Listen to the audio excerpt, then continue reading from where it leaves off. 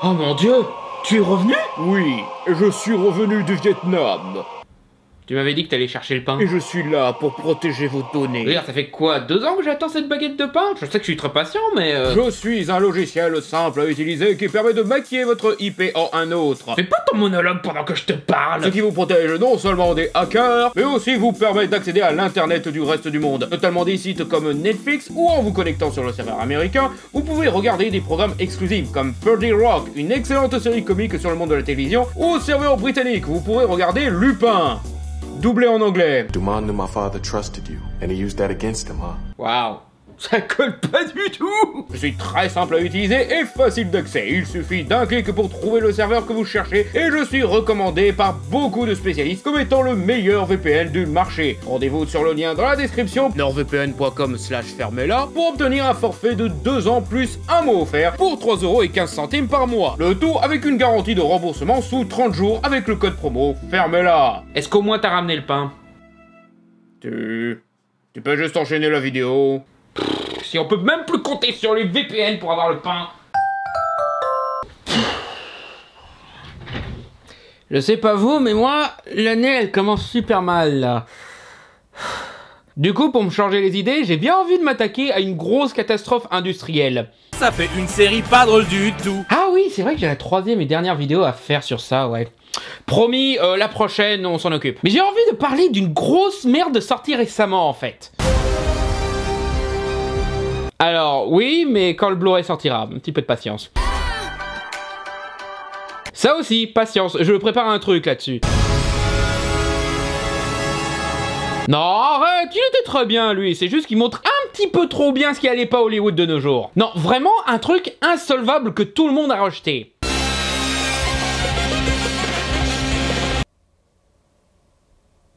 Quoique...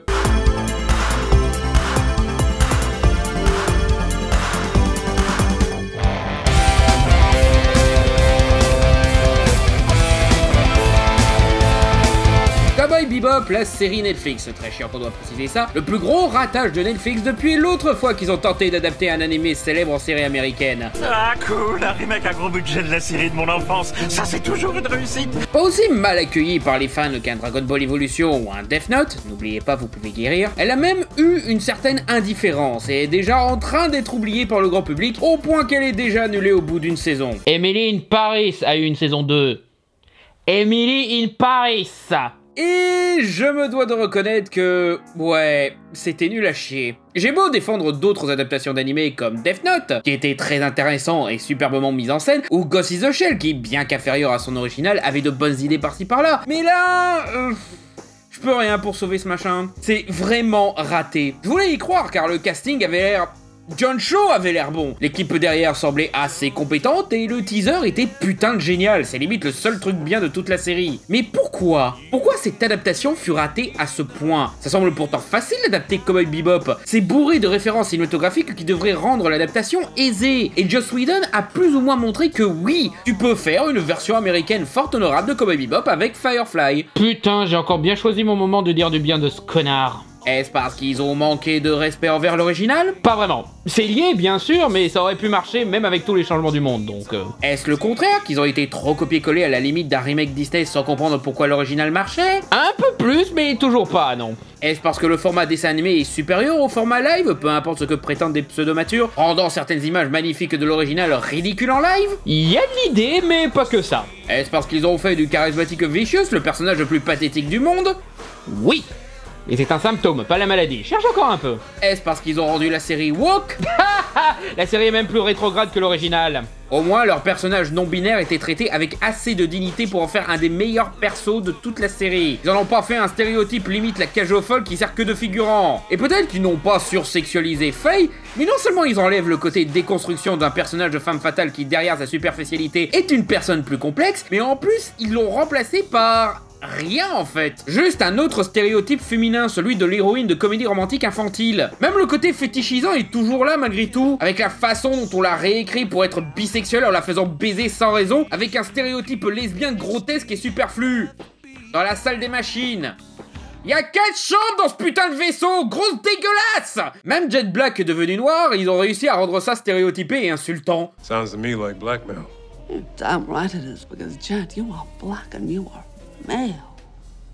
I was really drunk when I wrote this film. Non, la vraie raison pour laquelle je pense que cette série s'est complètement ratée, c'est à cause d'un truc qui se généralise de plus en plus dans les séries de nos jours. Un truc qui s'est démocratisé avec l'avènement des plateformes de VOD, à savoir le format feuilletonnant. Le médium de la série vient à la base des salles de cinéma avec les serials, des fictions coupées en plusieurs parties, diffusées avant un film. Flash Gordon, Batman, Tarzan, le justicier du Far West et tout et tout. C'était pratiquement des romans feuilletons à l'écran. Ces serials étaient connus pour toujours finir sur un cliffhanger, incitant ainsi le spectateur à venir pour une autre séance pour voir la suite des aventures. Une fois la télévision arrivée, les séries feuilletonnantes ont continué, mais ont été progressivement remplacées par ce qu'on appelle les séries bouclées, ou parfois appelées formats épisodiques. Des séries dont les épisodes se suivent indépendamment les uns des autres, ce qui est très pratique pour des séries policières et d'enquête, où chaque épisode est un crime à élucider par un inspecteur ou un détective, ou les sitcoms, des histoires du quotidien d'une famille, donc chaque épisode est juste une anecdote de leur vie, ou encore des séries anthologiques, comme La Quatrième Dimension ou Au-delà du réel, où chaque épisode était une histoire à part avec un thème récurrent, même pas avec les mêmes personnages. Bref, au lieu de séries à suivre, tu as des séries où t'as des épisodes que tu peux regarder sans avoir besoin de tout regarder depuis le début. Et pendant des années, le genre de la série bouclée et de la série feuilletonnante n'arrêtait pas de se chamailler. La série bouclée était privilégiée par les chaînes de télé, car avec ce format, ils n'ont pas à s'embêter à respecter un ordre chronologique ou quoi, s'en servant pour boucher les trous horaires de leur grille de programme. Mais les scénaristes, eux, veulent bien sûr développer leur univers, leurs personnages, leur histoire.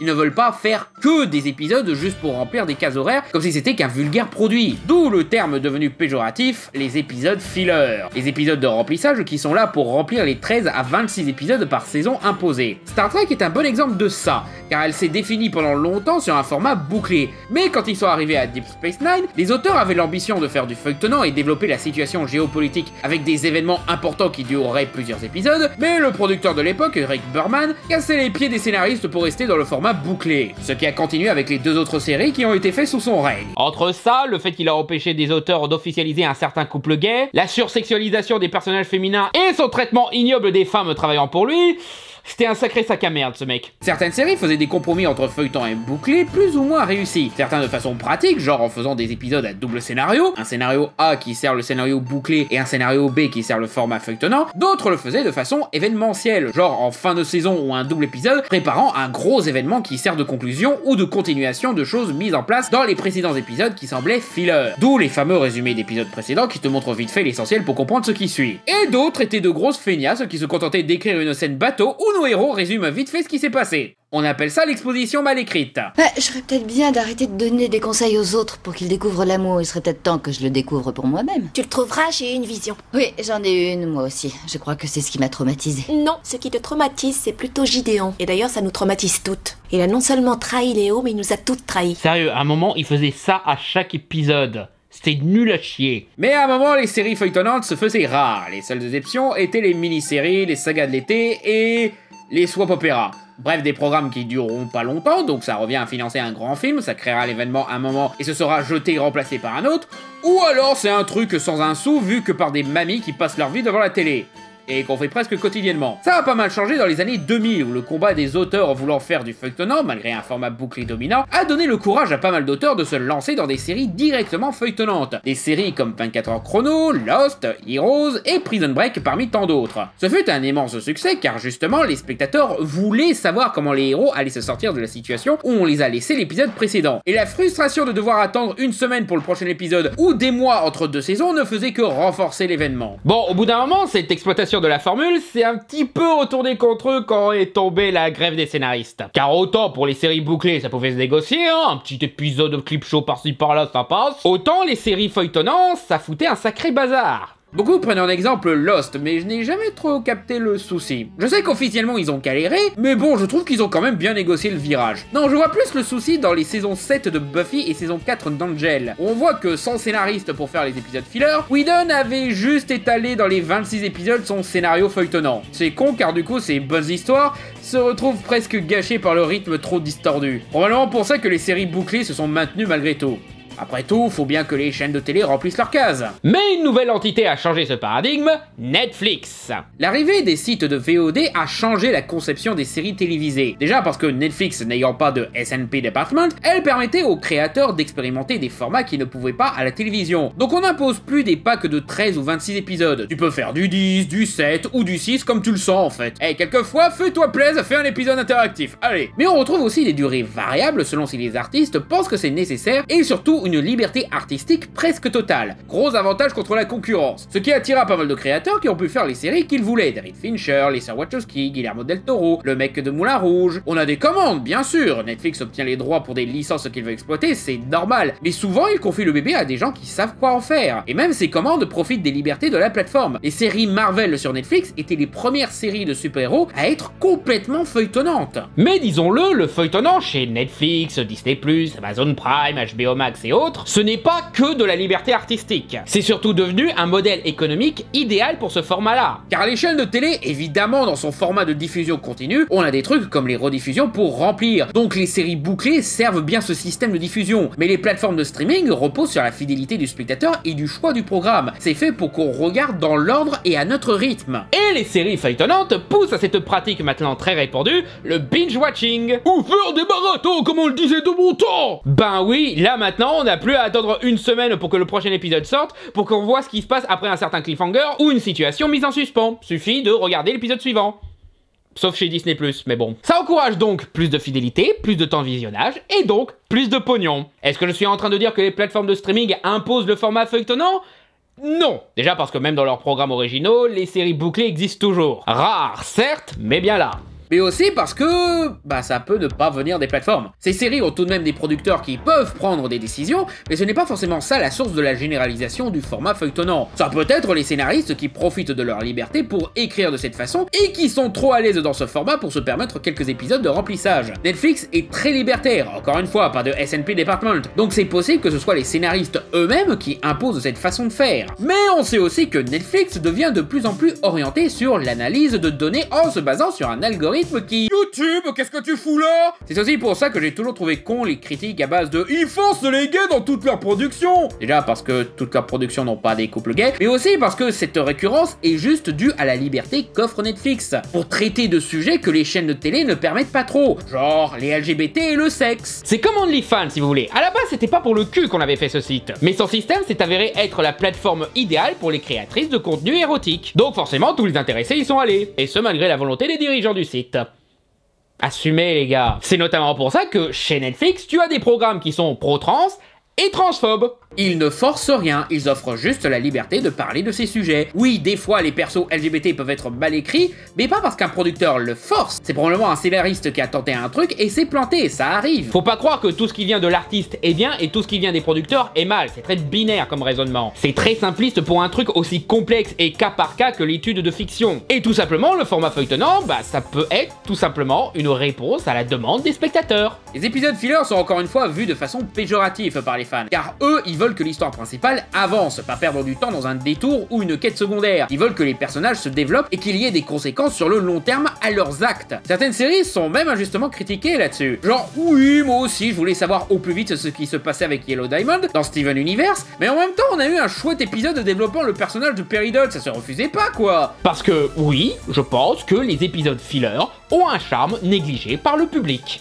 Car c'est vraiment une particularité propre aux séries. Ce n'est pas un truc vraiment faisable en film. Profiter d'une forme de status quo ou d'une base pour développer et s'amuser. Genre dans Stargate SG1. J'aime beaucoup l'histoire principale, mais j'aime encore plus des épisodes comme l'Histoire sans fin ou Hormone Extrême, 2010, Double, Le Feu et l'eau, Pouvoir absolu ou Méthode d'apprentissage. Des épisodes qui, en soi, ne servent aucunement le scénario principal, mais on a des concepts amusants et fascinants, mettant nos héros dans des situations qui montrent des facettes différentes de leur personnalité. Parce que ce sont des aventures à part qui permettent de développer les personnages en les mettant dans des situations différentes et d'explorer de nouveaux horizons. On peut faire des tas de super trucs avec le format bouclé, ce qui fait que cette généralisation du format feuilletonnant imposé par les plateformes de streaming devient une uniformisation qui gage de grandes opportunités. Genre Mandalorian, je ne comprends pas pourquoi les gens se plaignent qu'il y a des épisodes fillers parce que Moi je trouve au contraire qu'il n'y a pas assez d'épisodes filler. Je veux dire, c'est Star Wars quoi, je veux voyager sur des planètes différentes, vivre des aventures diverses, explorer différents aspects de l'univers, et le format série peut tellement faire avec ça. Et encore, Star Wars propose quand même des séries bouclées ou semi-bouclées avec Rebels et Bad Batch. Et ouais, Clone Wars, bien que celle-ci est trop focalisée sur l'action, rendant les fillers trop répétitifs et formatés. Du côté de Star Trek, c'est encore plus dommage. Je veux bien pour une série comme Star Trek Picard, vu que c'est avant tout l'histoire d'un personnage, donc je comprends le format feuilletonnant pour celui-là. Mais Star Trek Discovery...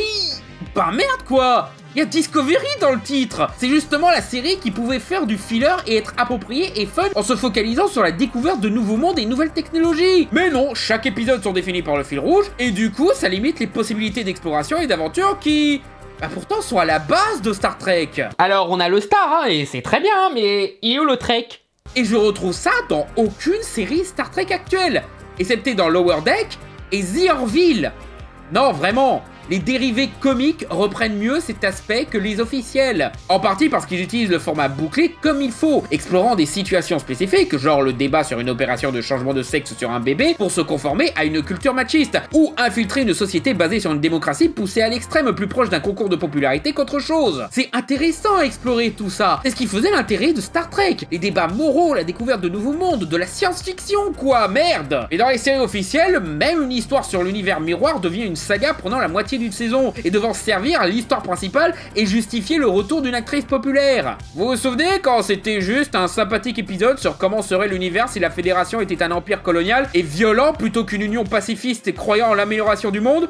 Mais que tout le monde retenait que le bouc de Spock. Et ce qui est arrivé à Buffy et Angel peut aussi arriver avec ce nouveau modèle. C'est même arrivé plus d'une fois à des séries feuilletonnantes qui sont devenues chiantes parce qu'ils ont étalé pendant 10 épisodes un scénario qui n'était pas si riche que ça. South Park fut très critiqué dans son passage au format feuilletonnant qui propose moins de variété de sujets et donc moins de gags. Ils ont même blagué sur le fait que, attends, on a une continuité maintenant? Les séries Marvel de Netflix comme Luke Cage ou Iron Fist ont aussi perdu beaucoup de spectateurs car son scénario était tellement faible que son rythme feuilletonnant en devenait soporifique. Remplir ces séries avec des épisodes fillers, ça aurait pas été de refus. Hey, vous vous souvenez de Fais-moi peur, cette série d'anthologie horrifique pour enfants?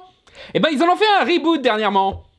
Et c'est plus une série anthologique. Grosso modo, il faut comme American Horror Story, genre les épisodes se suivent, c'est les saisons qui sont anthologiques. Mais quand même. Même les séries d'anthologie doivent être feuilletonnants maintenant. Comme si ça avait pas suffi avec cette double de what if là. L'autre truc qu'on perd en se débarrassant des séries bouclées, c'est l'événementiel. Parce que oui, un scénario filler faisait que le scénario principal mettait du temps à avancer. Parfois, ça devenait même une formule redondante. Genre, tu sais qu'un personnage peut pas mourir ou partir car il est au générique. Exception mise à part bien sûr. Mais du coup, quand le scénario avançait, c'était l'événement. Oh, encore un épisode de Castle. Ouais, à force je connais la formule, je vais m'en passer pour aujourd'hui.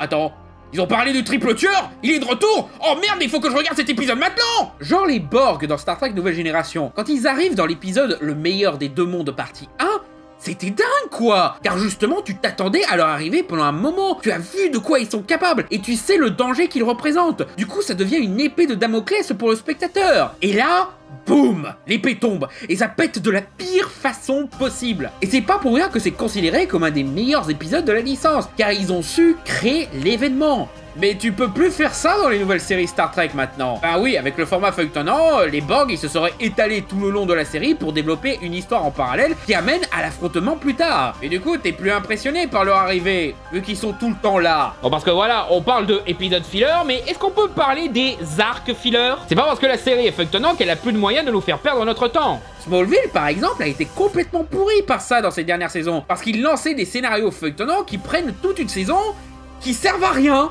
La saga de Zod, la saga de Doomsday, la saga de Veritas, c'était que de la merde qui servait qu'à remplir des saisons pour une série qui n'avait plus de raison d'exister et qui ne fait que reculer une fin que tout le monde suppliait. Je vais même dire, un arc chiant et inutile, c'est pire qu'un épisode chiant et inutile. Parce qu'au moins c'est juste un épisode, on l'oublie vite fait. Mais un arc, ça te pourrit plusieurs épisodes. Pas vrai les fans d'animé? Et il y a d'autres soucis de facilité scénaristique propres au format feuilletonnant. Prenez Steven Moffat, scénariste qui est généralement décrit comme brillant quand il fait des épisodes autosuffisants, mais pas terrible quand il s'agit de faire des scénarios feuilletonnants. Perso, je ne suis pas trop d'accord, mais certains arguments s'entendent, comme la façon un peu facile de raccorder les épisodes filler entre eux avec une fissure temporelle, ou le paradis créé par Missy, ou par l'évocation du nom de Moriarty dans Sherlock. Ça raccroche au wagon un peu inutilement des épisodes qui n'avaient pas besoin d'être liés, et quand vient le dénouement de ce scénario-là, ce n'est pas assez concluant et parfois incohérent. Mais c'est toujours mieux que Chris Chibnall, qui lui est pas terrible pour faire des fillers et à peine correct pour faire du feuilletonnant. Entre ça et Star Trek, vous trouvez pas ça incroyable que j'arrive à démontrer des problèmes beaucoup plus graves dans ces séries que la présence de femmes fortes, alors que c'est très répandu de leur reprocher de faire de la propagande woke? Putain, quand je pense qu'on me reproche à moi et des camarades de tout politiser, mais eux, quand ils chouinent à la politique dès qu'ils voient une femme de couleur, c'est de suite fais pas la transition pub maintenant, connard! Et depuis tout à l'heure, certains parmi vous sont sûrement genre on m'a promis que tu allais défoncer la série Cowboy Bebop. Quand est-ce que tu défonces la série Cowboy Bebop? Eh ben justement, la série Cowboy Bebop regroupe tous les problèmes que je viens d'expliquer. La série originale était principalement bouclée, avec une aventure, une situation, voire une expérience différente par épisode. Tu as un épisode à la limite de Bip Bip et Coyote, où le chien devient la cible de plusieurs chasseurs de primes, t'as un épisode film noir, où Jet retrouve un ancien coéquipier, t'as un épisode Alien, où nos héros sont coincés dans leur vaisseau avec une créature qui les attaque un par un épisode où le casting se drogue aux champignons, des épisodes où ils rencontrent et affrontent des personnages marquants qui ne reviennent pas dans la suite. En 26 épisodes seulement, il arrive à créer un univers fascinant avec son histoire, son fonctionnement, ses régions, ses cultures, son passé, et offre des épisodes parfois plus proches de la série de courts-métrages, offrant une expérience unique. Tout ça participe à faire de Cowboy Bebop un chef-d'œuvre. L'adapter n'est pas pour autant une mauvaise idée, c'est faisable, encore une fois, Whedon l'a déjà fait techniquement. Même en série feuilletonnante, pourquoi pas, ce serait dommage, mais tu peux trouver un angle qui rentrerait dans ce format, tout en gardant ce qui rend cet univers fascinant. Mais pour ça, il faut prendre beaucoup plus de liberté. Ceux qui l'ont pas fait. Du coup, il force un scénario écrit et conçu pour être dans un format bouclé à rentrer dans un format feuilletonnant. C'est comme faire rouler une voiture sur le Nil, ça n'a pas été conçu pour ça. Du coup, les éléments qui avaient du charme pour être leur propre histoire à part se perdent. Prenez l'épisode Brain Scratch, un épisode sur une secte dont le gourou est une intelligence artificielle basée sur la conscience d'un jeune hacker qui remet en question la réalité matérielle et corporelle. Un épisode profond et existentiel sur la confusion entre le réel et le rêve, ainsi qu'un commentaire sur les médias que l'on consomme et qui participent à ce détachement, thème qui définit toute la série et faisant un parallèle avec Spike qui a tout perdu, devenu un loup solitaire vivant dans un monde fou et injuste, perdant ce sentiment qui lui donnait une conscience de la réalité, qui fait que lui aussi a l'impression de vivre dans un rêve. Dans la version Netflix, tout doit servir le scénario principal, donc on oublie le côté secte et le machin est juste un connard isolé qui piège Spike et lui fait vivre une situation à la jour sans fin où il doit renoncer à sa bien-aimée ou mourir pour qu'il puisse prendre le contrôle de son corps. Événement qui sert à motiver Spike pour retrouver sa copine et l'arracher des griffes de Vicious. Du coup, la série a sacrifié un parallèle thématique pour faire avancer le scénario. Même pas en fait, on y vient. Même la phrase de fin, est-ce que tu vis dans le monde réel? Cette phrase vient du film où un terroriste commet des atrocités car il est psychologiquement tellement désensibilisé à cause de son vécu de vétéran de guerre qu'il croit vivre dans un rêve et qu'il cherche tout moyen de se réveiller. Encore une fois faisant un parallèle avec Spike. Finir sur cette phrase était d'une beauté poétique car justement malgré que le méchant fut arrêté, Spike garde le même doute existentiel qui l'amènera à sa mort. Et surtout, cette question est posée par un dessin animé sur des chasseurs de primes de l'espace qui essayent d'arrêter un terroriste de répandre un virus qui permet de voir des papillons de lumière. C'est un truc récurrent dans beaucoup de fictions japonaises, mettre le spectateur face à son obsession pour la fiction, ce qui l'enferme dans une solitude et la peur d'affronter le monde réel pour l'encourager à sortir de chez lui. Chose qui, en Occident, seul Matrix Résurrection et Ready Player One ont tenté pour se faire traiter d'hypocrite par des cyniques refusant d'écouter une leçon importante. Dans la série live, t'as enlevé tout ce qui pouvait créer ce parallèle ou ce message au spectateur. Du coup, ça tombe complètement à plat. T'aurais même pu créer un nouveau sens avec cette phrase, surtout avec le contexte de monde virtuel, et laisser un doute à la Inception que Spike est toujours dans le monde virtuel. Mais c'est raté car tout le reste de l'épisode est très clair sur ce qui s'est passé. C'est aussi un gros problème dans le format feuilletonnant. T'as des sous-scénarios qui continuent en parallèle, qui enlèvent tout doute sur ce qui est réel ou non dans cette histoire. Buffy contre les vampires, par exemple, a réussi à garder le doute à la fin de son épisode avec un scénario similaire. Et tu sais pourquoi? Parce qu'il a gardé un format bouclé et évité que la trame principale n'interfère avec le scénario de cet épisode. Le tout avec une scène finale glaçante qui te fait dire que Buffy est peut-être vraiment en psychiatrie et que toute la série est fausse. Même Smallville a mieux traité ce scénario, et Dieu sait que c'était con là aussi. Quant à Jor-El, c'est le nom d'un savant.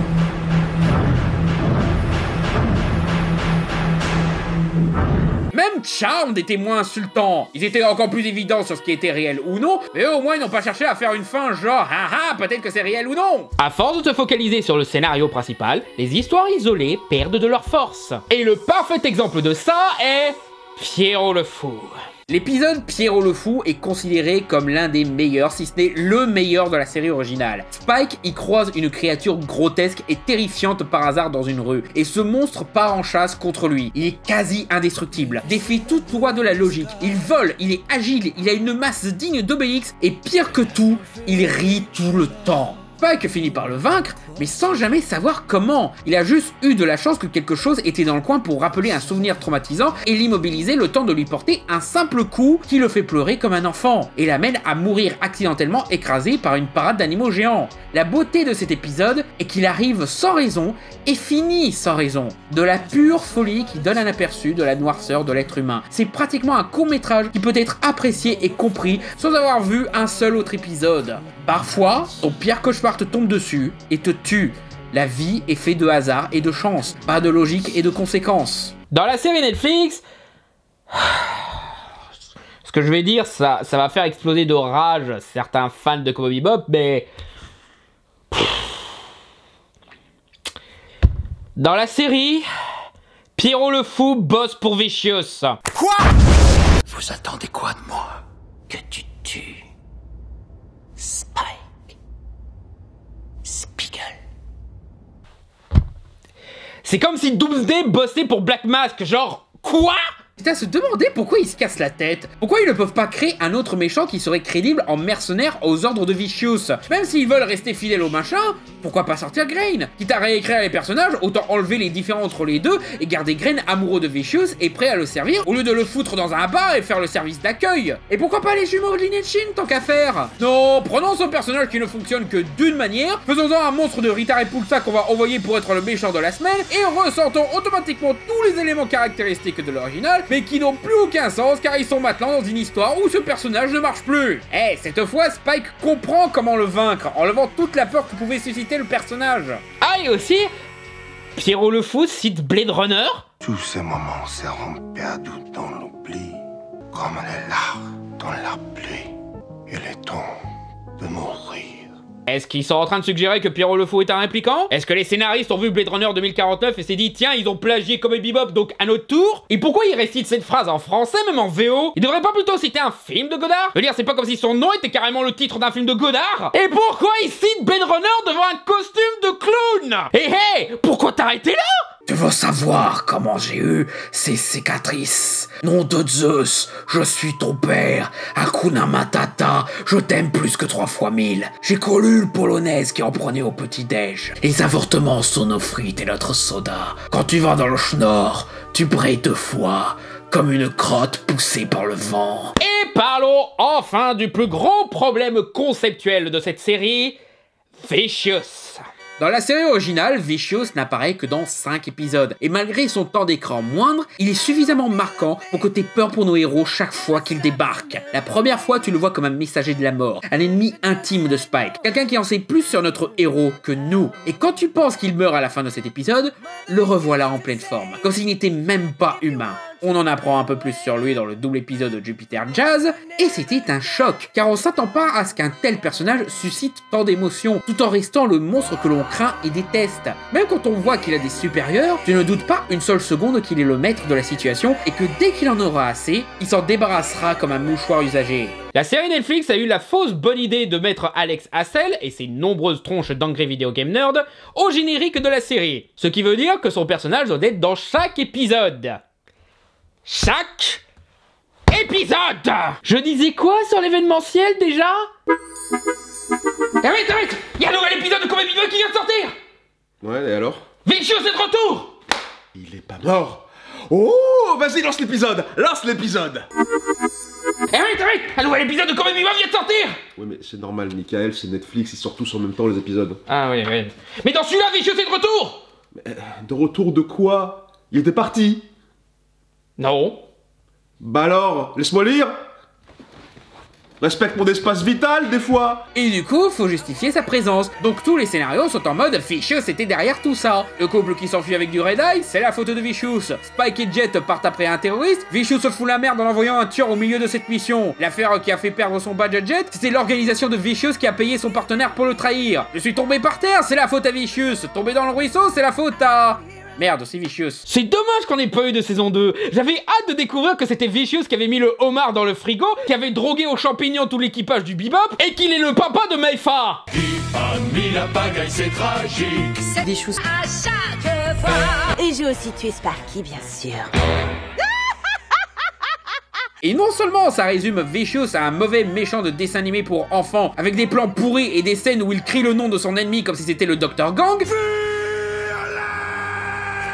mais aussi, devinez quoi, on lui fout un sous-scénario de merde où il prépare son putsch dans l'organisation. Dans l'animé, son complot n'a duré qu'un épisode et fut pratiquement une formalité pour continuer son vrai plan. Mais là, faut montrer l'organisation l'humilier, détruisant toute peur qu'il pourrait susciter. Faut qu'il s'associe avec des personnages de gangsters merdiques. Nul ne peut connaître le vrai pouvoir avant d'avoir goûté les testicules d'un homme qui lui a fait du tort.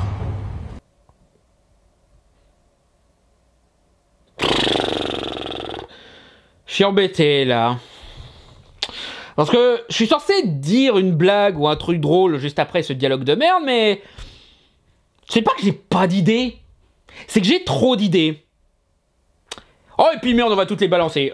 Timecode ici si ça vous emmerde. Mec, quand j'avais dit qu'il avait pas de couilles, t'avais pas besoin d'aller là. Si goûter les testicules ça te donne du pouvoir, alors lécher le cul ça fait quoi? Et il a essayé ça une fois sur Duke Nukem. Il a perdu 3 dents. Eh mais qui a mis du Game of Thrones dans mon Cowboy Bebop? C'est ça, je dois manger les couilles de Spike. Ah c'est pour ça que tout le monde dit que c'est un mange-boule. Alors c'est bien d'être fier d'aimer la fellation, hein. Il y a beaucoup trop de gens qui trouvent ça dégradant, mais t'as peut-être un petit peu trop de fierté, non? Sense8 n'a pas eu de saison 3, mais on a eu ça. Voici le visage d'un acteur qui vient de comprendre à quel point ce qu'il vient de dire est complètement con. Non, cette série n'a pas eu de saison 2. Je me demande pourquoi. Quand on te dit qu'il y a une couille dans le potage, t'es du genre à demander une autre assiette, toi, non? T'as fait chier, j'ai mis la version porno sans faire exprès. Aucune limite à Donc il y a des gens qui pensent que Netflix est woke.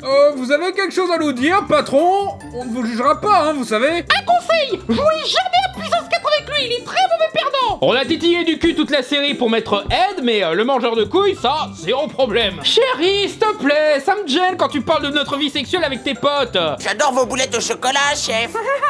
Donc qu'est-ce qui se passe si la personne qui t'a fait du tort n'a pas de couilles? Et une dernière pour la route. Franchement, j'ai de la peine pour ce mec qui, pendant des années, s'est cherché une gimmick pour faire comme ses autres copains gangsters, et tout ce qu'il a trouvé, c'est mangeur de couilles. Et en plus, il peut même pas la changer, parce que tout le monde l'a adopté et se moque de lui par rapport à ça. Et vous avez pas idée d'à quel point c'est dur d'être connu dans un milieu mafieux comme étant le bouffeur de couilles. C'est déjà pas très LGBT-friendly de base, mais si en plus tu leur tends la perche, pouf! Un enfer pour ce pauvre gars qui voulait juste être accepté dans une communauté. Et malgré tous ses efforts, pas de zob. Et en soi, pourquoi pas? Mais le problème c'est qu'encore une fois, la série reste trop fidèle à l'original. Donc ce scénario de complot ne se développe pas, il s'étale et tourne en rond. La dualité Spike-Vicious est censée être ultra mortelle et apocalyptique. Donc forcément, s'ils partagent l'écran, alors on va vite se retrouver avec l'un essayant de tuer l'autre. Ce qui arrive dès l'épisode 3, où Spike retrouve Vicious et essaye de l'assassiner à coups de fusil sniper. Ah! Ok. Fin de la série.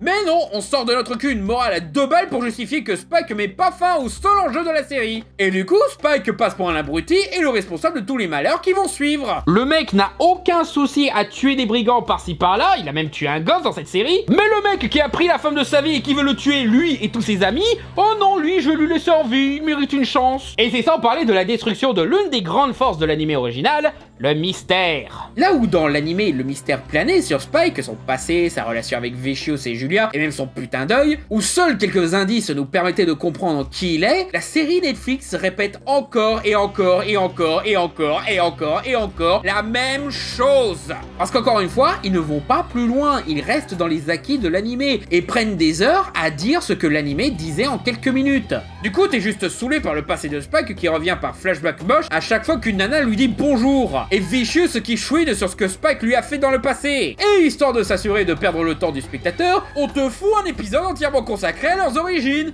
Mais, mec, t'as déjà tout dit. Tu as même tout répété à chaque épisode. À quoi ça sert un épisode flashback à ce stade? Je veux dire, tu vas nous révéler quoi cette fois? Que Vicious adore se faire raser les couilles? T'es en train de me dire que t'as laissé une femme te raser les parties au rasoir manuel? Le rasoir manuel, c'est forcé. Les électriques, c'est pas possible. C'est des tronçonneuses. Qui te rase des couilles, toi? Je vais t'annoncer un scoop. La plupart des gens sont mal à l'aise avec un objet tranchant sur le sgeg.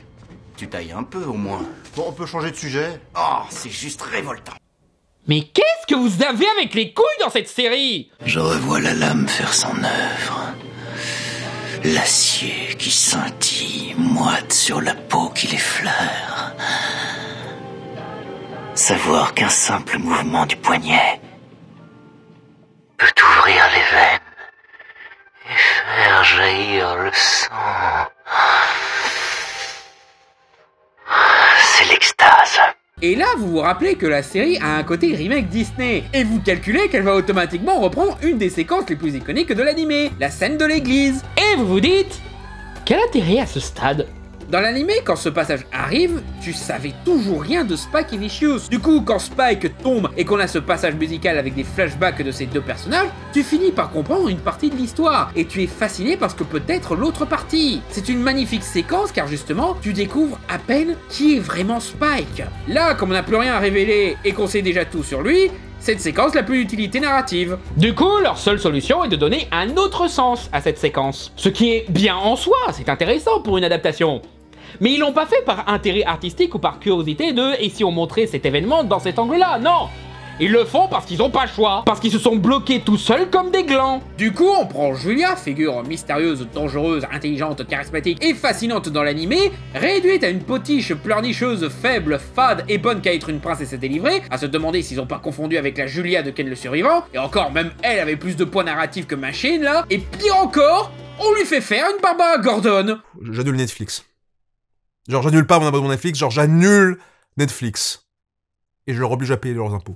Maintenant, c'est une méchante qui devient tout d'un coup machiavélique, trahit Spike et prend le contrôle de l'organisation à la place de Vicious. Et du coup, la séquence flashback devient une scène de déception amoureuse. Donc voilà, dans le cas de Cowboy Bebop, le format feuilletonnant a tout niqué. Ça a niqué les personnages, l'histoire, le rythme, et même les scènes cultes de la série. Tout ça pour faire des twists et cliffhangers éculés pour pousser au binge-watching. Ironique qu'un format qui a la réputation de faire perdre du temps à ses spectateurs s'est avéré plus économe qu'un format réputé pour faire de l'avancée constante. On peut même dire que ça a niqué l'univers, car qui dit feuilletonnant dit moins de diversité de décors. Dommage, car c'était une des forces de l'animé, ça aussi. Si vous aimez les parkings, les hangars et les quartiers vaguement mexicains, vous allez kiffer votre race. Mais bon, faire avancer le scénario en tournant autour du pot pendant plusieurs épisodes, c'était plus important que faire une bonne série. Je ne dis pas que le format feuilletonnant est plus pourri que le bouclé. Cette vidéo sert surtout à montrer qu'il y a des qualités et des défauts dans les deux modèles, et qu'au lieu de discuter sur laquelle est la meilleure, on devrait réfléchir à quel modèle marche pour tel concept. Cowboy Bebop a été écrit, pensé et conçu pour être principalement bouclé. La forcer dans un format feuilletonnant sans réfléchir a provoqué beaucoup de merde. Si tu veux faire du feuilletonnant, bah prends un autre animé qui serait adapté, genre je sais pas moi, Vision d'Escaflowne, Fullmetal Alchemist ou Death Note, des histoires justement faites pour être feuilletonnantes. Mais si tu fais du feuilletonnant sur un truc genre je sais pas moi, Sailor Moon, faudra bosser un minimum pour que ça colle au lieu de juste copier-coller l'original. Le problème n'est pas le format feuilletonnant ou le format bouclé, c'est de choisir un format par automatisme, sans réelle réflexion ou tentative d'adaptation, ce qui gêne conceptuellement et narrativement l'histoire au point de la gâcher. C'était le problème dans les séries bouclées de l'époque, c'est maintenant le problème des séries feuilletonnantes d'aujourd'hui. L'automatisme imposé par un système de diffusion spécifique et des habitudes d'écriture qui baissent la motivation des auteurs de proposer quelque chose d'excitant. À croire que cette série était genre débarrassée parce que personne ne savait quoi faire de ce projet. Mais au moins on peut être sûr que Netflix a retenu la leçon et qu'ils ne referont plus jamais cette erreur. Je suis prêt à parier une pièce. Merci d'avoir regardé cette vidéo, j'espère qu'elle vous a plu. N'hésitez pas à liker, commenter, partager et vous abonner. Et si vous voulez soutenir l'élaboration et l'amélioration de l'émission, vous pouvez déposer un don via Utip ou via Patreon, où vous aurez des exclusivités comme les Fermez-la un jour en avance, nom dans les crédits, t-shirts, badges, mugs, posters et bien d'autres à venir. Merci encore et à bientôt sur Fermez-la.